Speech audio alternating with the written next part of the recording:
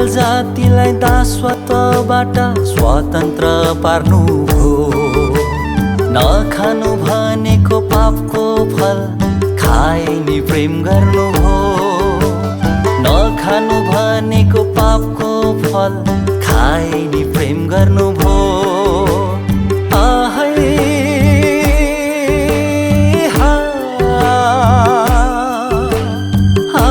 हालेलुया।